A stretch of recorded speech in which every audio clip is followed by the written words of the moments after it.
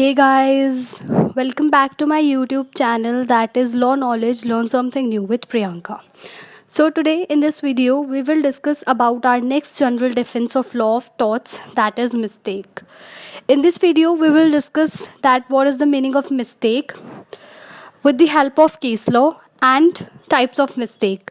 So let's get started. Here the meaning of mistake is, first point is, it is not good enough to say that you did not know that you are doing something wrong. मतलब कि अगर आप कुछ भी गलत कर रहे हो और आप बोलो कि आपको नहीं पता था कि ये गलत है, तो देखा जाए तो एक तरीके से वो एक्सेप्टेबल नहीं होता, बिकॉज ये माना जाता है कि आप जो कर रहे हो वो आपको अच्छे से पता होता है कि आप क्या कर रहे हो. Second point is, ignorance of law is no excuse at all. अगर आपने लॉ को इग्नोर किया है देन आपको कोई भी डिफेंस नहीं मिलेगा. लॉ इज़ मस्ट, उसको फॉलो करना ही है चाहे आप कुछ भी कर रहे हो, बट लॉ को इग्नोर कभी भी नहीं करना है. Third is, the defence of tort must be used for torts like malicious prosecutions.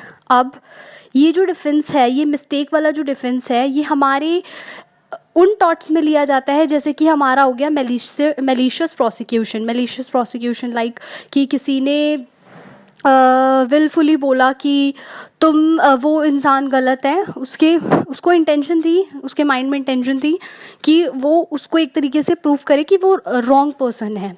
And ये जो डिफेंस है हमारा मिस्टेक, वो इस टाइप के टॉट्स में लिया जाता है. मैलिशियस प्रोसिक्यूशन को अब हम अपनी और भी आगे की वीडियोस हम पढ़ेंगे, उसके अंदर हम डिस्कस करेंगे कि मैलिशियस प्रोसिक्यूशन क्या होता है.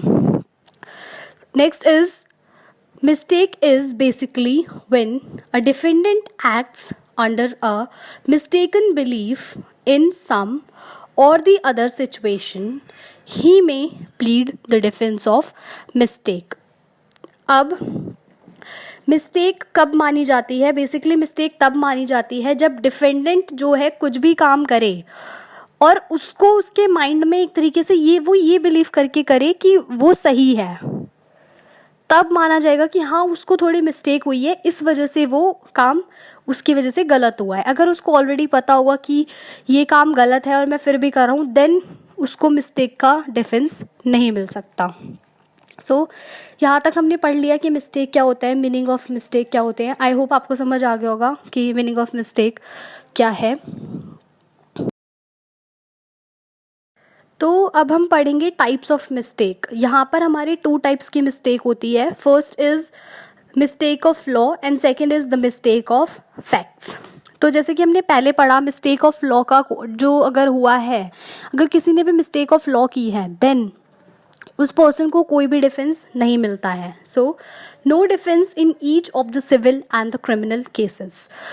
चाहे वो क्रिमिनल केस हो चाहे वो सिविल केस हो, अगर आपने लॉ को इग्नोर किया है तो आपको कोई भी डिफेंस नहीं मिलेगा. Second point is the mistake of facts, कि आपको फैक्ट्स में थोड़ी मिस्टेक हुई है, इसकी वजह से आपने वो गलती करी. तो ये जो चीज़ें हैं वो नॉट वैलिड इन टॉट्स. ऐसी चीज़ें टॉट्स में वैलिड नहीं होती हैं. अगर आपने फैक्ट्स में कोई मिस्टेक करी है देन वो आपकी प्रॉब्लम होती है. सो इतना था हमारा types of mistake. I hope आपको समझ आया होगा कि टाइप्स ऑफ मिस्टेक क्या होता है.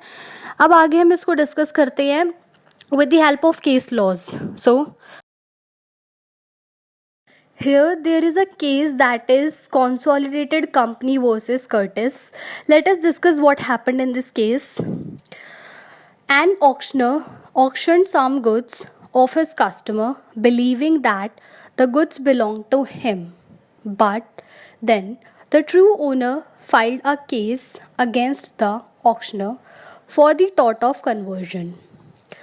The court held that the auctioneer liable and mentioned that the mistake of fact is no defense. So इस केस में क्या हुआ था कि एक ऑक्शनर था, उसको कुछ गुड्स को ऑक्शन करना था, वो ऑक्शन करता था. तो उसके पास एक कस्टमर आया अपने गुड को लेके और उसने बोला कि आप मेरे गुड को का ऑक्शन कराओ. तो ऑक्शनर को लगा कि ये गुड्स उसी पर्सन के हैं जो ऑक्शन कराने आया है. ये बिलीव रखते हुए उसने वो गुड्स को ऑक्शन करा दिया। एक बार जब वो गुड्स बिक गए, सोल्ड हो गए, देन जो रियल ओनर था गुड्स का वो आया और क्लेम करने लगा कि वो उसके गुड्स हैं। ये केस फिर हमारा कोर्ट में गया, तो कोर्ट ने डिसाइड किया कि ये ऑक्शनर की गलती थी। उसको पूछना चाहिए था कि ये गुड्स किसके हैं। उसका एक तरीके से उसकी रिस्पॉन्सिबिलिटी थी ये कि वो क्लियर करे कि कौन ओनर है, किसके पास ओनरशिप है उस गुड्स की। सो कोर्ट ने यही बोला कि इस केस में ये माना जाएगा कि अगर मिस्टेक ऑफ फैक्ट हुई है तो वो यहाँ पर वैलिड नहीं है। ये हमने टाइप्स ऑफ मिस्टेक का सेकेंड पार्ट में भी पढ़ा था कि अगर मिस्टेक ऑफ फैक्ट्स हुई है तो यहाँ पर वैलिड नहीं माना जाता, ऑक्शनर फिर भी वहाँ पर लाइबल होगा। तो इस केस में इतना ही। आई होप इस केस को पढ़ के आपको प्रॉपर समझ आ गया होगा कि दोनों टाइप्स में क्या डिफरेंस है, मीनिंग क्या है एंड केस का मतलब क्या है। सो अभी के लिए इतना ही। Thank you guys for watching the video, and if you like the video then please do like, share, comment and subscribe to my YouTube channel for more such informative video. I hope this video is very useful for you all people. Thank you guys once again.